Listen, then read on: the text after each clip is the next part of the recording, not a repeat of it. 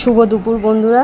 আজকে আমি বানাতে চলেছি 1 কেজি চালের বাসন্তী পোলাও। তো তার জন্য আমি কড়াই প্রথমে ঘি, গরম মশলা, তেজপাতা দিয়ে চালটাকে 1 ঘন্টা ভিজিয়ে রেখেছিলাম। সেই চালটাকে নিয়ে ভেজে নেবো। তারপর তার মধ্যে জল দিয়ে একে একে দিয়ে দেবো গোলাপ জল, কেওড়ার জল,